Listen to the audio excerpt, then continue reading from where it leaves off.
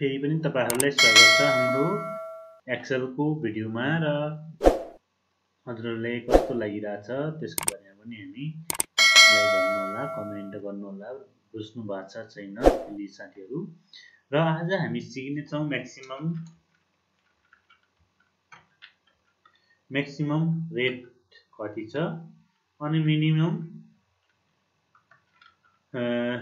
Rate थाहा पाउने छौं। त्यो सँगसँगै एभीआरएजी एभरेज र टोटली हामीले जोड्दाखेरि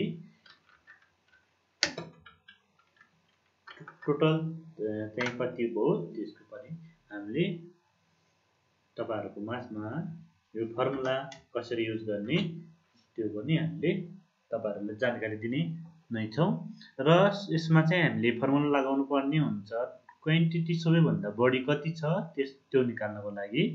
र यसमा हामीले सबैभन्दा पहिले इज इक्वल टु गर्ने, इज इक्वल टु गरिसकेपछि अब जी6 इस टु भनेको शिफ्ट सँग सेमिकोलन दबाउनु होला, दुईटा थोक लाउँछ अनि लास्टमा क्लिक गर्नु होला। यहाँ देखि यहाँसम्म सिलेक्ट भएर आयो र यसमा चाहिँ हामीले यसरी थाहा पाउने र यो हाल्दाखेरि चाहिँ तपाईको भ्यालु दिदैन। सबैभन्दा पहिले इज इक्वल टु गरिसकेपछि अब तपाईले यहाँ लेख्नु पर्ने हुन्छ एमएएक्स कोष्ठ सुरु अनि कोष्ठ बन्द गर्नुपर्ने हुन्छ। कोष्ठ सुरु र बन्द गर्नुभयो भनेपछि अब सबैभन्दा बढी भ्यालु कुन छ त्यो अटोमेटिकली यहाँ देखाउँछ र यसरी हामीले ड्र्याग गरेर तान्दाखेरि चाहिँ अटोमेटिकली यहाँ सबैमा दिएको हुन्छ सबैभन्दा बढी भ्यालु हाम्रो कति भयो भनेर। र त्यसै गरेर चाहिँ हामीले मिनिममको फर्मुला लगाउँछौं। मिनिमममा चाहिँ हाम्रो जस्तै कति छ बराबर गर्ने एमआईएन कोष्ठ सुरु त्यसपछि यहाँ देखि सिलेक्ट गर्नु होला अथवा तपाईको सबैभन्दा कम कति छ भनेर यसरी थाहा पाउन सकिन्छ। इन्टर गर्नु होला।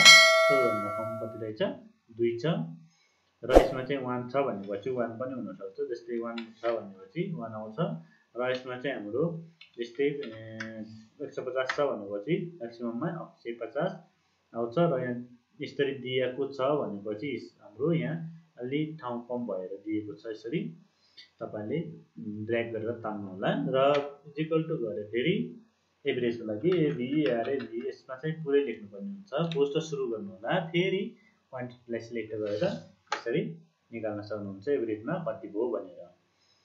र तपाईलाई एकदमै काम लाग्ने भनेको एक्सेलमा हिसाब किताब जोड घटाउ गुणन भाग गर्नु चाहिँ एकदमै थाहा पाउनु पर्ने हुन्छ साथीहरु। कुनै पनि ठाउँमा तपाईले यदि यसरी हिसाब गर्नु सक्नु भएन भनेपछि तपाईलाई अलि कम्प्युटर सिकेको भ्यालु नहुन सक्छ। हिसाब गर्नुपर्ने हुन्छ, हिसाब चाहिँ थाहा पाउनु पर्ने हुन्छ। त्यो सँगसँगै हामीले अटोमेटिक समको पनि फर्मुला लगाइसकेका छौं।